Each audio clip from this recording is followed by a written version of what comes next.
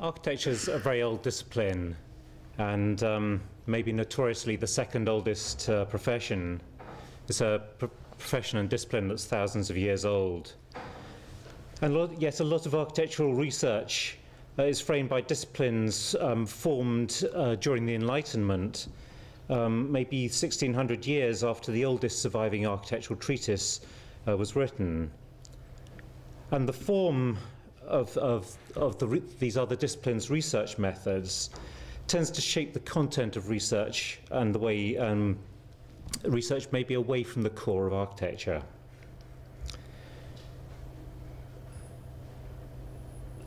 In discussing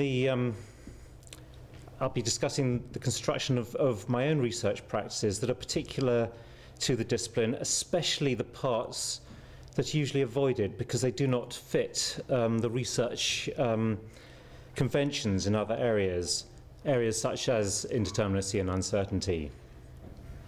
These practices acknowledge that intellectual activity in the discipline take place through drawing and making and are rarely well translated into words, particularly because so much architectural knowledge is developed through tacit understandings, that which we know but of which we cannot tell. The first few images that I will show are work by others, and I haven't accredited them with the names of the authors, and this is just so as not to diminish the work. So if anyone wants to know who they're by, I can explain later if I don't mention it during the talk. And please excuse me as I will read the introduction, after which I'll take you through the development of the work, maybe in a rather more relaxed manner. So is it possible to take the house lights down some more, please?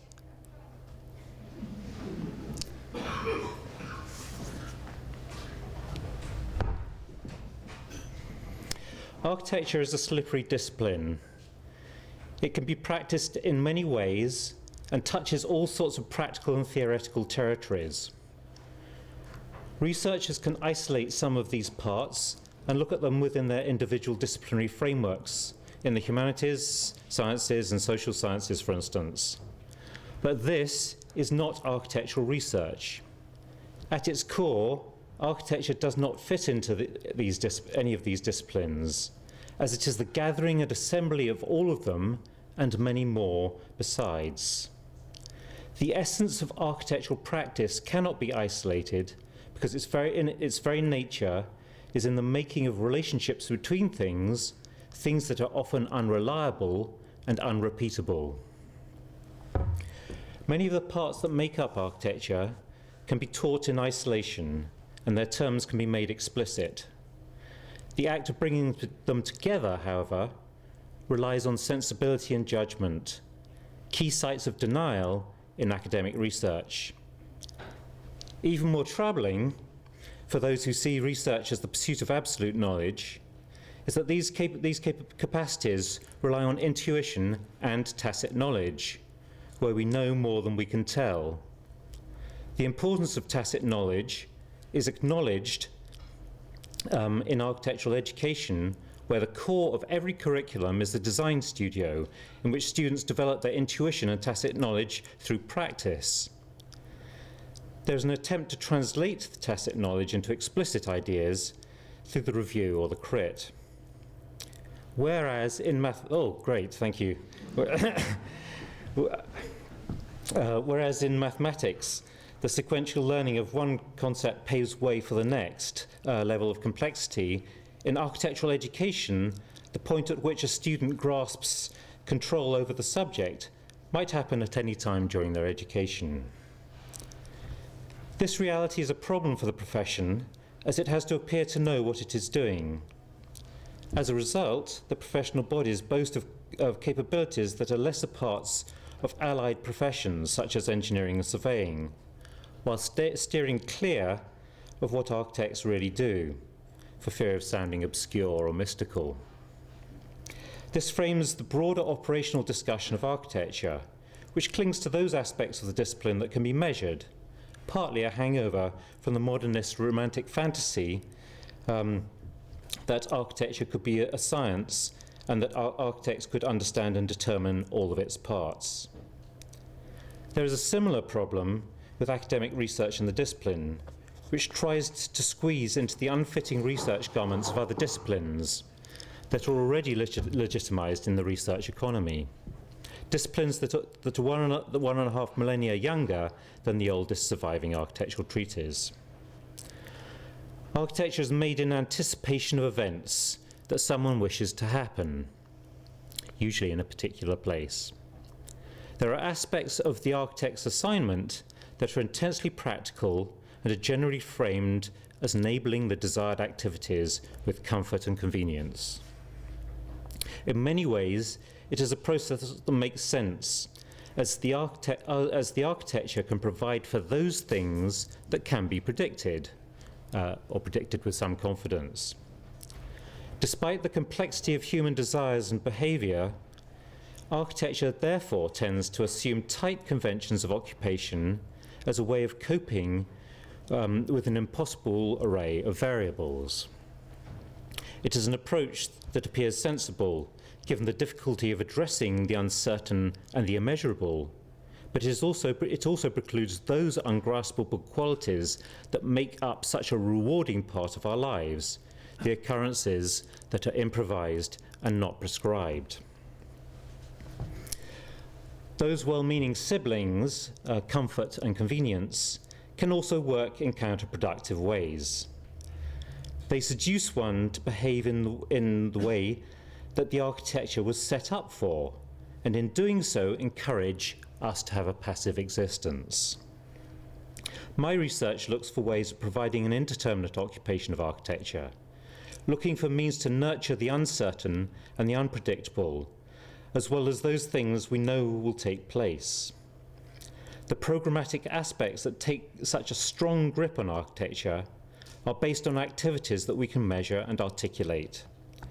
Yet a large component of our understanding of space and how it might be occupied is developed through phenomenal experience as tacit knowledge.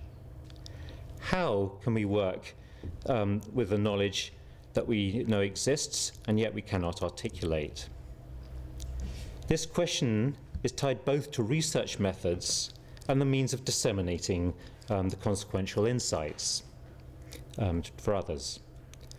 For if the insights cannot be articulated in words, through what means might they be discussed? For my research, I found an answer to both questions in my examination of didactic models and displays. I was studying natural history dioramas as a way of understanding the potential of the world between the pictorial material space. In architecture, the equivalent to the drawing wanting to become spatial. As well as the content I was looking at, the dioramas discuss explicit knowledge of a complex ecology without written explanation. When observing the dioramas, we construct that knowledge for ourselves in a way that is sympathetic to the way that we might construct tacit knowledge at the place that is represented. And that this is an example at Mount Kilimanjaro with a background painting by William R. Ley, to whom a character called James Perry Wilson, who I'll talk about later, served as a sort of an apprentice when he started diorama painting. Like many didactic instruments, the apparatus engages one in a way that tries to get as close as possible to the phenomena in question. Such instruments, therefore, might provide both the means of inquiry, a process of experimentation where tacit knowledge is developed through phenomenal engagement, and a medium that might allow others to construct similar insights in the same way. I've therefore been inventing didactic instruments that allow me to engage with and research architectural content to tease out tacit and explicit knowledge in ways that are complementary, not oppositional.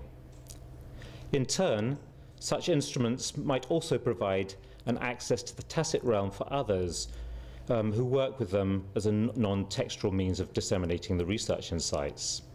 Such a method is riven with paradox, given my research questions, didactic instruments are typically made to embody ideas of certainty.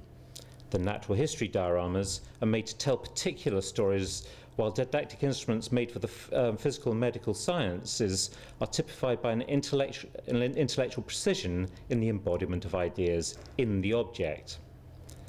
Yet although these instruments might try to say a particular thing, their care and precision seduces one to imagine into them in a way that encourages the possibility that they could be the basis for an exchange of tacit understandings, even of the uncertain. The capacity of habitat dioramas to entertain both the sublime, an existential uncertainty, and the uncanny, an intellectual uncertainty, supports such hopes. This evening, I will discuss a number of projects through which I have constructed a research practice that generates both explicit and tacit knowledge, and searches out ways in which architecture can nurture indeterminate as well as predicted occupations. The first few studies were reaching for both territory and method, while the later work is framed by the practice of making drawing instruments that evolve the content and in turn develop their own trajectory. But to contextualize the importance of drawing as an agent of research, I would first like to introduce you to Ted Sirios.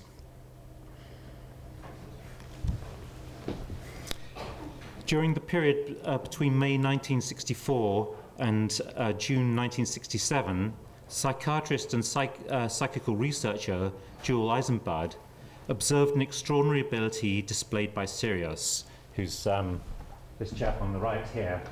And Sirius's capacity was to be able to project thoughts directly from his head onto Polaroid film. He could make things called blackies and whiteys, so when the camera was exposed, the film would come out unexposed, or when the camera was not exposed, he could expose the film, but he could also project photographic ideas directly onto the film. Once, when asked, for instance, to project a view, I might get this the wrong way around. I think he was asked to produce a view of the space shuttle, and he projected an image onto the film, for instance, of the Sacré-Cœur in Paris with its similar profile.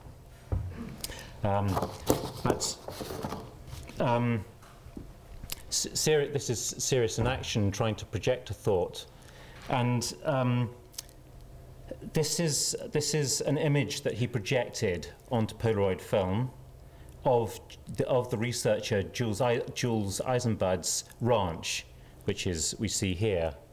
So this is a photograph projected by Sirios of this place, a place he had never visited.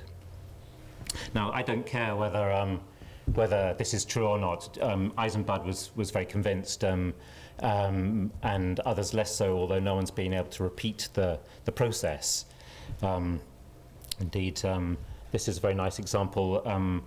Sirios was a lift operator for Hilton Hotels, and when asked to project the place where he worked, which was the Hilton Hotel in Chicago, he actually projected the Denver Hilton here, where he had previously worked. And it's quite impressive that they could tell the difference between one Hilton and another. But the reason for showing this is maybe the sort of the B-movie idea of artistic genius, where a thought is already formed and travels unhindered by its medium into realization.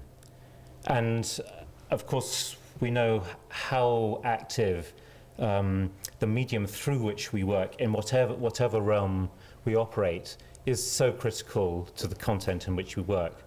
And a lot of the work I'm discussing today is, although I'm very jealous of Sirius's capacity, I'm also incredibly sorry for him that he's missing out in the richest part of intellectual production through creative activity.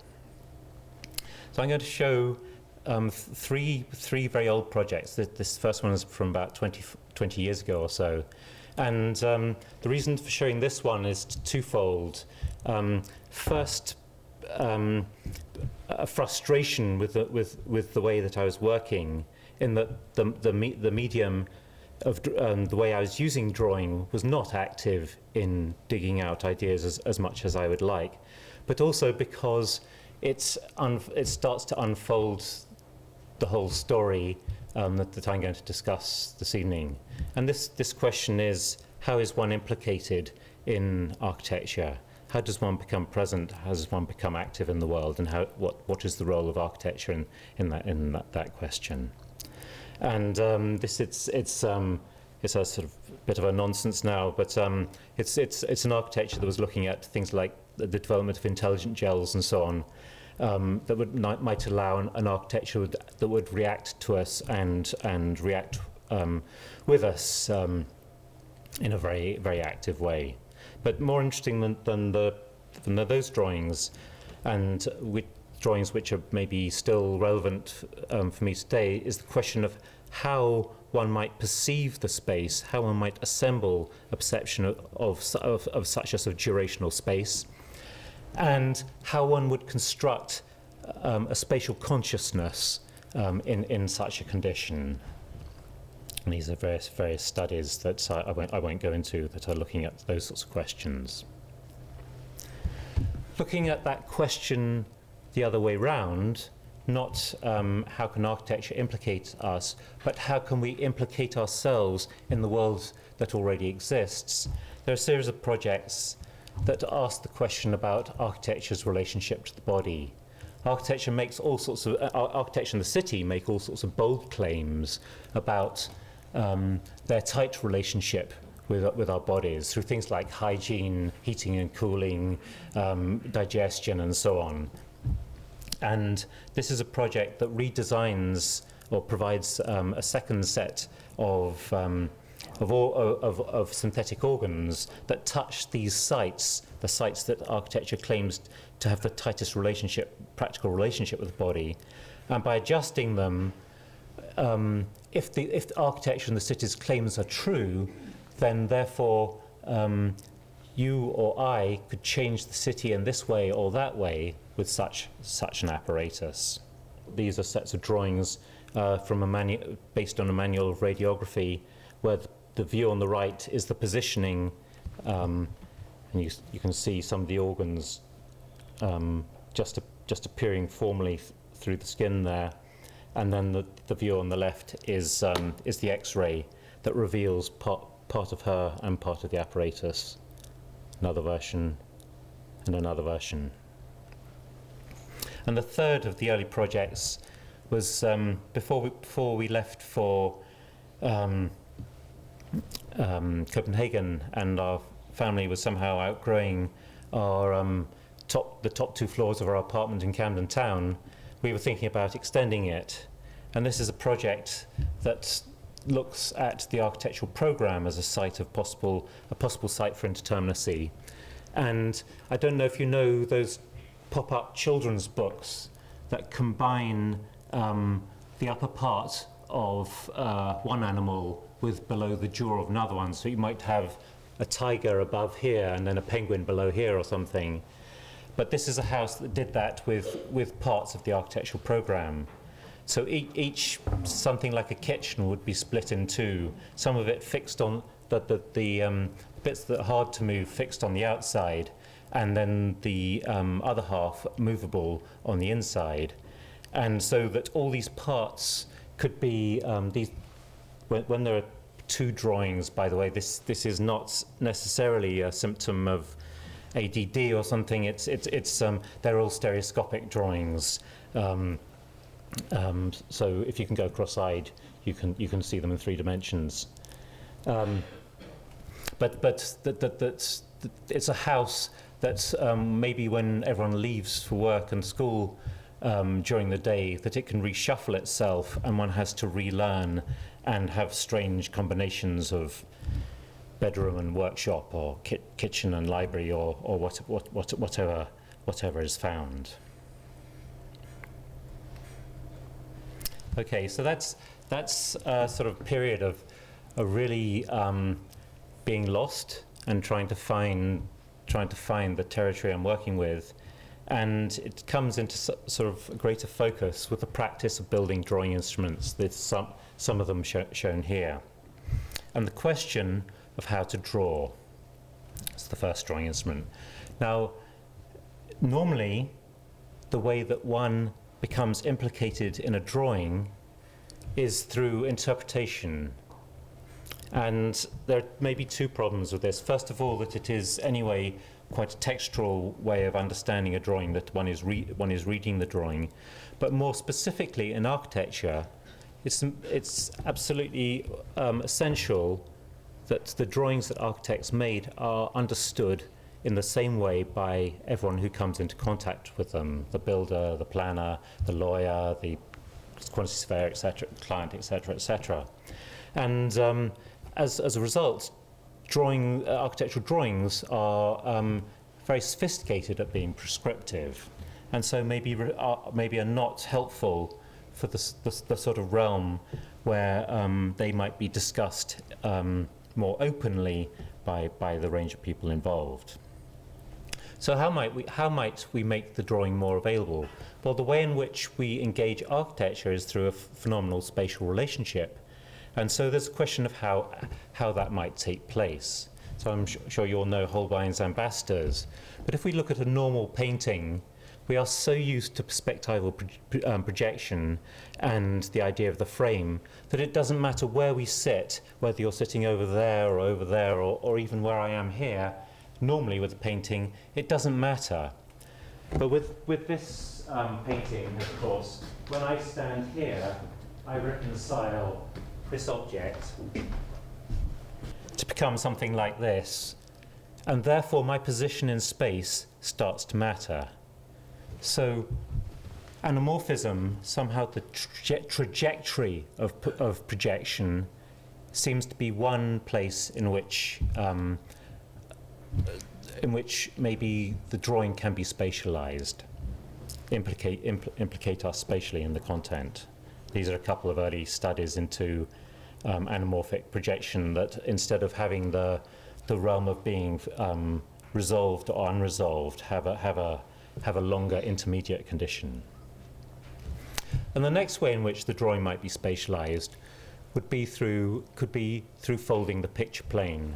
Samuel van Hoogstraten's peep show, again, also from the National Gallery, where a couple of peepholes, one here and one hidden just over there, allow two views of this space that combine the material space of a box with the pictorial image of some Dutch interiors of the 1660s.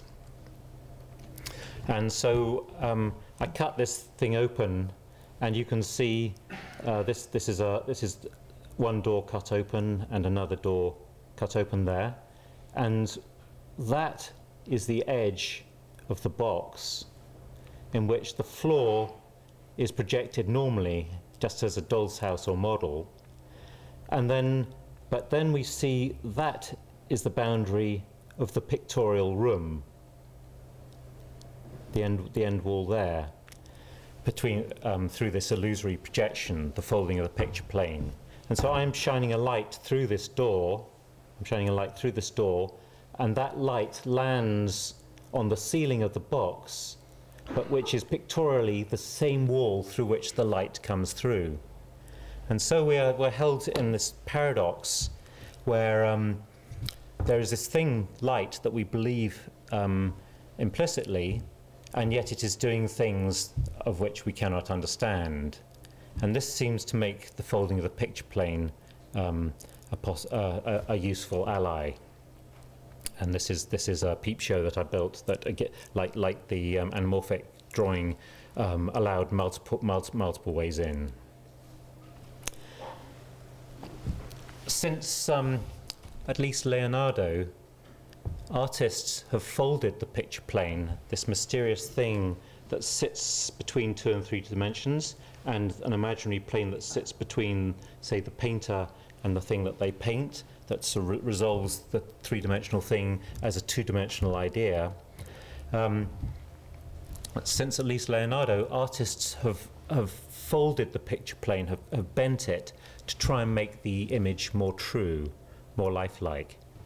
If it's possible to fold the picture plane to make it more lifelike, it is therefore possible to use the folding of the picture plane as a critical tool, like this. So this is drawing instrument 1, and it's discussing another body project. When we moved to Copenhagen, I realized how site-specific, although the first 2 body projects were supposed to be rather generic, I realized how specific they were to London, or at least London's climate and all sorts of aspects actually of its infrastructure. And so I made a body project for Copenhagen, which also in the intermediate years, medical technology had advanced quite significantly, especially with things like left ventricular cysts for the heart that had allowed me to miniaturize quite a lot of the pieces. Again, these are stereoscopic. Those were stereoscopic. And this is a map of Copenhagen that really maybe shows how the instrument works. So if you look at these funny shapes here, as we look at this folded map from above, if we foreshorten that view, we can reassemble that part of the city in a strange way. And that's essentially how this instrument works with a very abstract light map of Copenhagen. And this is a drawing of one evening with that body project in Copenhagen. So this is instrument 2, and instrument 1 showed enough promise, although it's very basic, showed enough promise in the folding picture plane to take it much further. So instrument 2 has a model in a box, and there's also behind it there's a light, and then a mirror, and then a lens from a 5x4 camera that projects onto this folding picture plane here. And that picture plane takes a piece of photographic paper. Sitting on the picture plane is a model that's identical to the one that's being projected, except that it's larger. So the model is projected onto this folding picture plane, and as I'll show you in a minute, the ability of the plane to receive the image on its own terms implicates it in the sort of critical content of what is being discussed. This shows some of the possible movements of the picture plane. So this is the projection on that surface, and if you look maybe say around here, we have the white bit is the projection of the model in the box, and then you also see the shadow of this on the surface as well. So you can just see how the folds are changing the character of the idea that is trying to persuade the picture plane as a sort of content. So these are some of the drawings. They're negatives. So this is the projection of the model. That's the projection of the shadow. You can see the similar parts. And the idea of the piece that sits on top of the model that sits on top of the surface is that it makes a shadow that appears to make sense because it is of the same family as the object that is projected. And yet, instead of landing within the pictorial space of the image, landing on the things that are pictured, the shadow lands on the drawing surface and constructs a paradox which maybe implicates the observer to understand it. And I'll come back to this later on. So working on these, it's clear that I needed to understand much more about the picture plane. And my accomplice in this was an architect and then diorama painter called James Perry Wilson, who I mentioned a little bit earlier. He studied at Columbia and then worked for Bertram Goodhue in New York for about 20 years as an architect. And then in the Depression, when architectural work dried up, became a diorama painter and apprenticed at the American Museum of Natural History, and apprenticed with William R. Ley, whose diorama one of whose dioramas I mentioned earlier. The point of showing you this work is that to understand, Wilson brought architectural projection, perspectival projection, and into the rigor of architectural projection into diorama projection, the projection of an image onto a curved surface. And the reason really for showing you this work is the method of research. Wilson developed what he called the dual grid method of diorama projection, which I can understand mathematically from the text and his letters that exist. However, I built a number of cameras to understand the method more fully, and my cameras, I should mention, I stitched these together, showing the exposure differences, so you can see the different photographs that go together to make this panorama.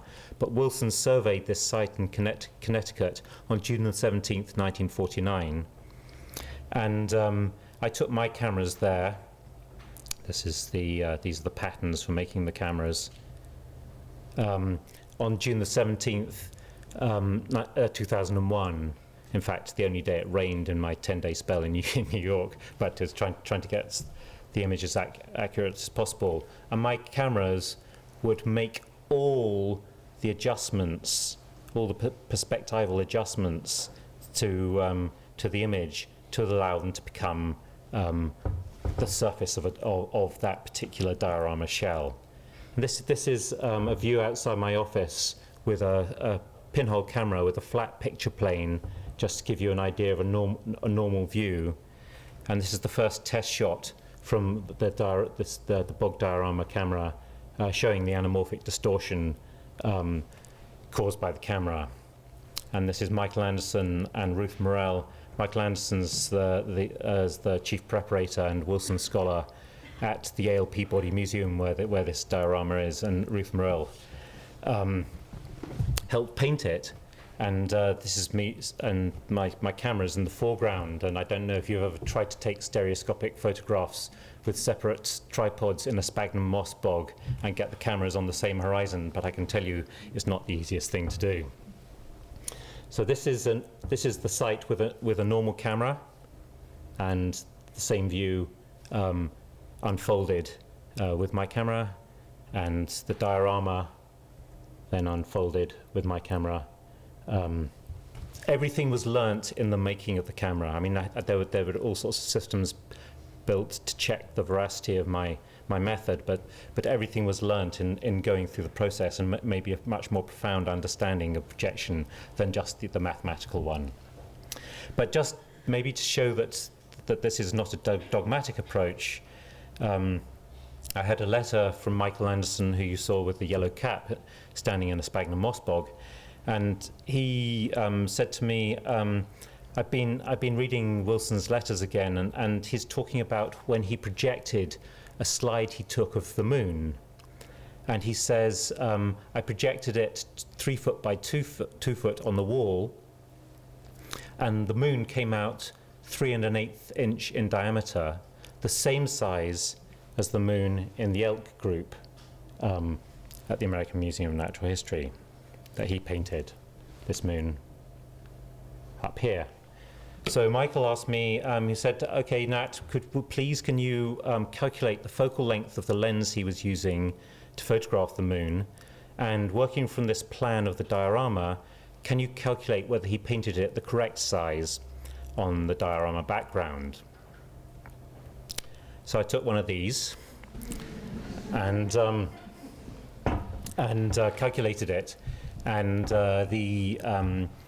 it turned out that the lens he was using was a 300mm lens that we then were able to check against some notes on some other of his slides we found, and that he had painted it 50% too large, which he was very fastidious, I mean pedantically fastidious in these sorts of things. And I can't find any I can't find anything to corroborate this, but I'm sure most of you know about the moon illusion, where when the moon is high in the sky, or maybe, sorry, when the moon is on the horizon, it appears 50% larger than when it is high in the sky. And there are many attempts to discuss this, but in this case, I didn't make a construction to understand the thing. I just calculated it. But there is another construction that goes with this, where this is the mule deer group. This is Wilson painting. In all the American Museum of Natural History photographs of diorama painters, they're all sort of painting like this, looking at the camera. But in all of Wilson's ones, he's actually looking at what he's painting. And if you look at, I don't know if you can see from there, but this is his painting, and these are the photographs of the site that he's working from. And it is the painting that's gridded and not the photograph. You can see, you can maybe just make out that his dual grid set out on the diorama shell here. So we decided, and this is Perry, James Perry Wilson painting on that painting on the site, and it was very hard to tell from the background photographs of the background paintings, the archive material, what sort of projection technique he was using. So again, I made what I call a diorama scope that has, I won't go into this, but has a curved picture plane. There's a light bulb here. This is a scale model of that painting. Has a flat picture plane and a curved picture plane, and this is a scale model of the diorama, and was able to work out from these diorama scopes which method he was using, and he was in fact using his dual grid method. It's just that it seems, if you look very carefully, the painting is from a slightly different position than the photographs, and I suspect that's why he's using the painting. Okay, so we get back to the drawing instruments, and instrument 2 was destroyed by a courier, as quite a lot of this work is lost or destroyed by couriers, and so instrument 3 is a sort of rebuild and hot rodding of instrument 2, and the content relates to the house we were building in Winnipeg in Canada. Okay, so the problem with those two instruments was that they worked incredibly well, but my part in it was not the part that was related to the content I was drawing. That I was in fact in incredibly precise control of how the picture plane was working, and my interest was in the instruments not only being able to draw, but somehow being able to rehearse the architectural condition, and yet so many things were working in my favor, especially the folding picture plane, but the medium of light is so unforgiving, it is so truthful, that I needed another method of projection, and so I turned to throwing paint. Now, there is a forensic science, of course, of understanding blood splatter, and there are algorithms through which narratives can be deduced out of the blood splatter from a crime.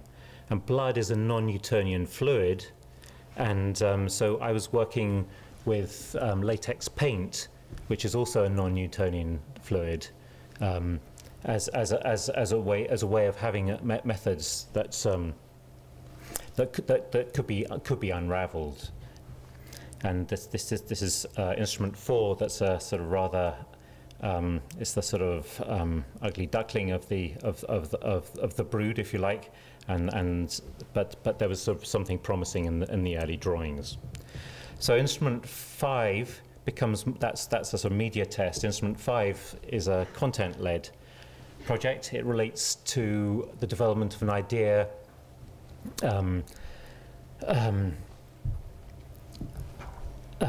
about a bird automata test track I'll go into later. It's a sort of asking the question, if you remember the Camden House project, asks the question of about architecture becoming more active in our lives. And these are a set of four instruments that throw paint at each other. And each one has a little scene protected under a glass dome that reminds one in this sort of extraordinary game of what's really at stake when one's doing it. So if we say, well, why is it that architecture becomes so prescriptive? One of the questions might be about things like typology, our expectations, and how when we see a theatre, we understand how a theatre works and we sort of behave accordingly and so on. And just looking at how we might disturb that, the research station looks quite a promising territory where new architectural questions are asked. So this is at White Sands just after the war, with a captured German rocket. And if you look at how much infrastructure there is, how much architecture there is for this, we have a sort of bleeder pipe here, and this sort of technical van over here, and it's mobile, has no particular site and so on. It's generic, portable. And 30 years later, we have this deeply sited, profoundly sited structure in Cape Canaveral, where this whole, I don't know, 10, 12-story piece wraps around the space shuttle to allow them to work on the payload doors and to stop woodpeckers pecking at the insulation tiles. And so, in just 30 years, this an extraordinary, very particular architecture has been invented. If we go back a little bit earlier, if we look at, say, at Maybridge's Palo Alto photographic field, this seems like another very nice example where he's taking entirely scientific photographs, or rather he's mixing scientific photographs with broadly pornographic interest. And Etienne Jean Marais, who was born within a week of Maybridge and died within a week of Maybridge, made at his Collège de France laboratories, made these architectures of darkness, behind which these characters could be examined. And similarly, just as there is a sort of core scientific research question, there are also there would seem to be secondary concerns in the work where, for instance, it appears that he took great delight in dressing men up in very tight black clothing. So these are some of Murray's wonderful gull studies, and so this is the bird automata test track. This predates the project that's on the drawing instruments, and this is at the White Sands stage. It's portable, it's generic, it's hardly architecture. It just has a staircase and a seat for the researchers.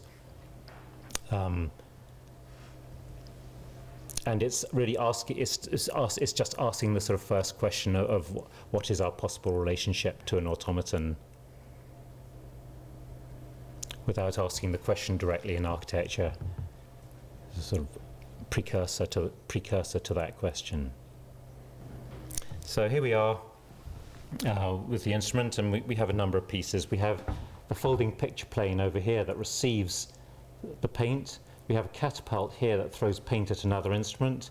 It's calibrated by this protractor and weighted line over here.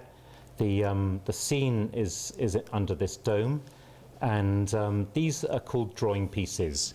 Now, if I hold my hand up to cast a shadow, the shadow is bound by the geometry of my hand. If I throw paint at my hand, it is not the figure of my hand that is splattered against the wall, but it is the conversation between the paint and my hand. I think it's sort of it's much richer discussion of what takes place in the throwing of the paint against the drawing pieces. So this is a paint eye view, and this is somehow between a workbench and an operating theatre, and almost all the pieces are both invented, designed, and fabricated by me. But actually, this piece was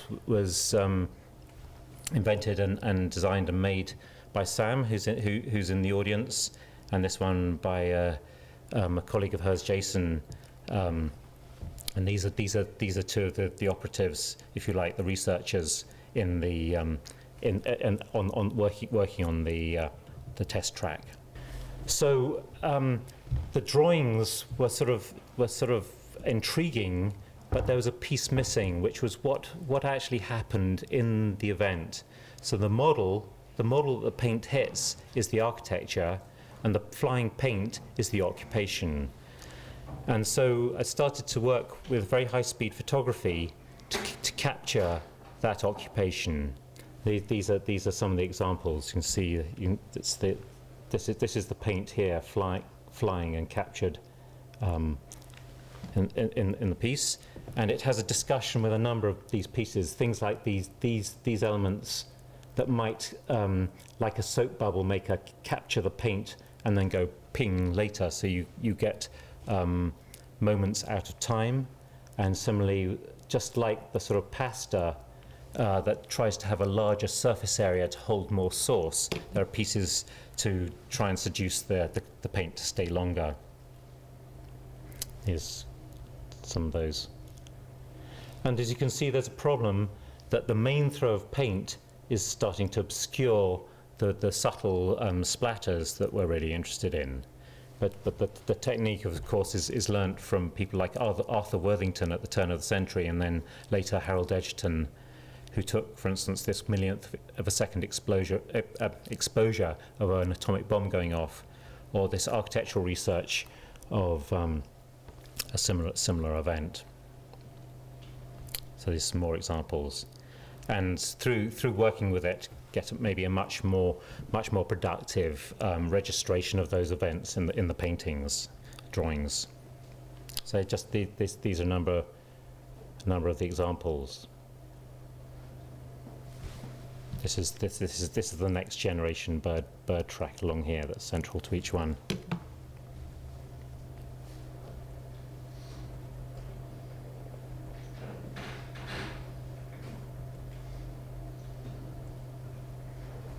Okay. So in inventing these drawing pieces, I was looking at a range of work where registrations were made, these by Canova, that were content-led rather than topography-led. I think similarly in the work of Ewan Uglow. I don't know if you can see these sort of calibrations both on the painting and on the site. A very sort of personal understanding. Okay, so whilst I was working on this, I was explaining this to a guy called Perry Kalper, who from the University of Michigan, who I do research work with, and I was explaining those drawing pieces, and I said that they're a little bit they're a little bit like the interior of a submarine that's made entirely out of programmatic elements, all these sort of bits of instrument and so on. And Perry wrote back and said, well, I've never been in a submarine. So I put these two stereoscopic photographs together and sent them off to him as a stereoscopic pair, because you see the sort of spatial richness much better in 3D. And then after I'd sent them, had a careful look at it, and there was this very annoying red blur just to the right of the periscope. And if you have a look at the relationship of the shadow to this dial here on that side, and then you can see it on this side, you can see there's a gap here between the shadow and the dial that doesn't exist in this one. And what happens is, it's very straightforward, the reason for this. I took two photographs, a left eye and a right eye view with a camera, but I had a flash attached to the camera at the same time. So there's one parallax for the view of the camera, and another parallax for the shadows. And as a result, when you look at this, you have the shadow that floats in space, a real paradoxical shadow, the thing I was trying to grasp in instruments 2 and 3. And if you think, well, so what? If you look at the history of architectural drawing, it is the use of skiography, or the drawing of shadows, that is used so strongly to make architectural ideas true.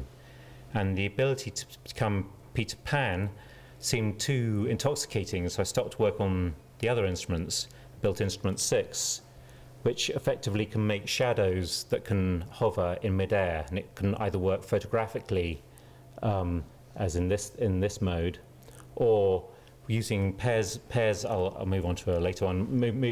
With a pair of candles, and using polarizing filters and special 3D screen that retains the polarization.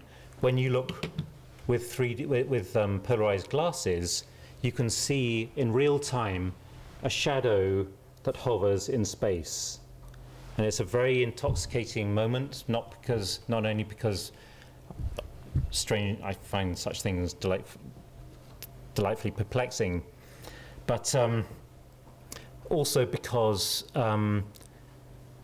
your perception understands that this shadow is floating in space, but your consciousness knows that shadows don't do that. And so there's this sort of fight inside yourself of whether this shadow is actually floating or not. It sort of makes one very delightfully present. So this, yeah. And if you can go cross-eyed, I don't know if you can see from there, but if you go cross-eyed so that one image registers over the other, you can see the shadow floating in space. And this is just to follow up. I'll rush through this because I'm getting close to my time. But this is the Institute of Paradoxical Shadows. These are a series of misting towers to construct large-scale floating shadows. Okay. So I mentioned earlier that the main throw of paint was starting to obscure the content that really mattered, and this is instrument 7 that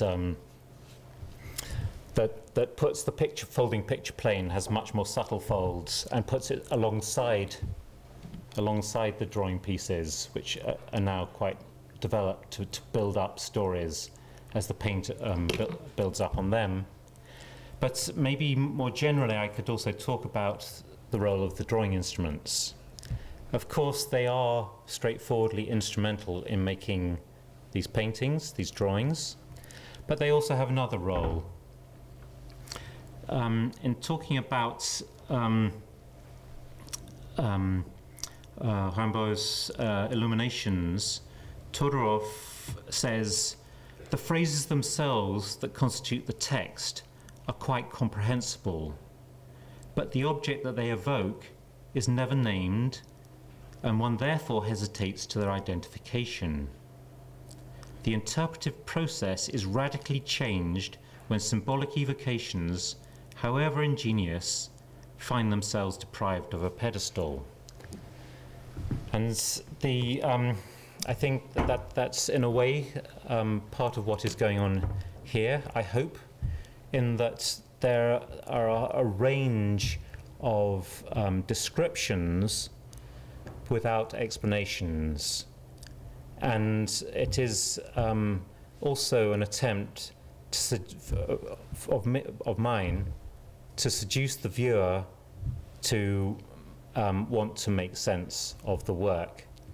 That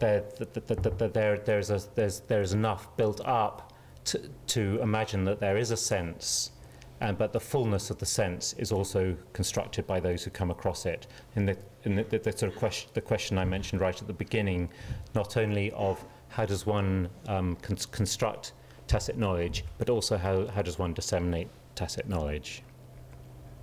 And you can see this is the paint eye view of that picture plane.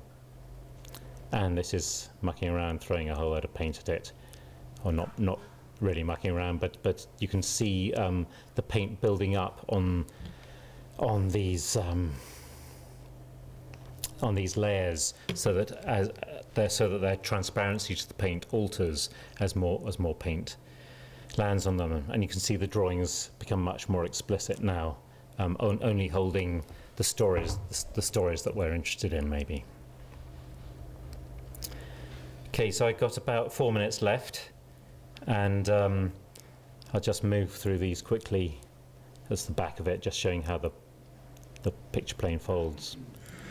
So that is somehow the development of a way of drawing where, when I am working with those instruments, I can aim the paint catapult, and I'd never made a paint catapult before, and the sort of biting point of the trigger is not as refined. Even the more recent ones is not as refined as maybe one might expect of something like a trigger.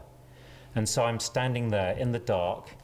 I trigger the high-speed flash and the camera manually, not for technological reasons, but the question of whether it works or not seems to be an important part of the anticipation, and maybe the sort of condition of the sublime in working with the instruments. And as I press the trigger, I'm waiting for the biting point to come and the arm to swing, and I know almost as soon as that happens, I have to fire the camera to capture the paint in flight.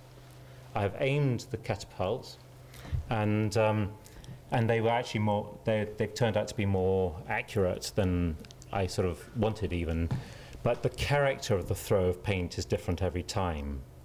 And so there's an anticipation of what I want the paint to do, but there's a greater anticipation of the things that the paint will choose to do beyond what I wish.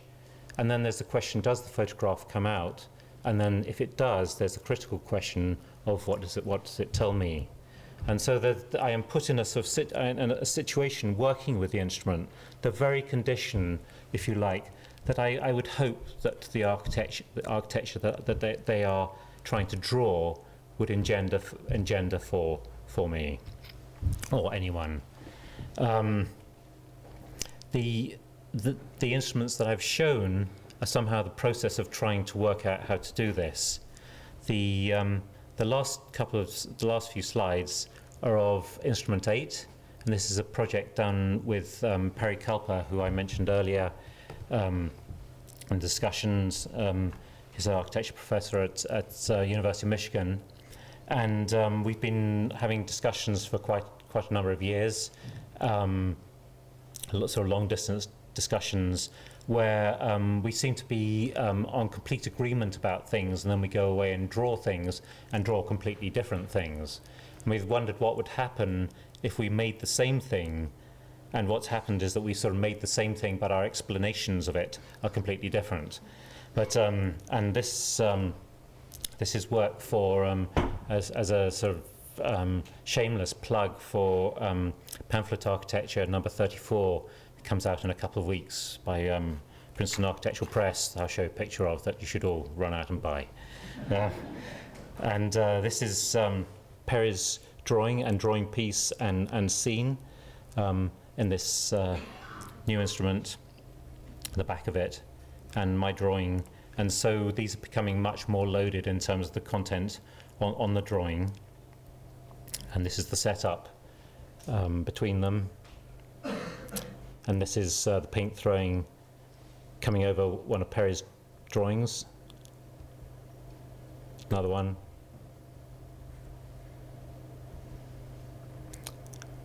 The aftermath. A composite of a number of throws. Otherwise, all the pictures of the paint throws are completely untouched, as you know, just raw as they come out of the camera, such as this one, and some of mine, and the drawing piece here relates to our house in Brighton that we're developing. And Perry's one is to do with you had to read the book, and yeah, this is This is afterwards. Yeah. And there's the book. Thank you very much.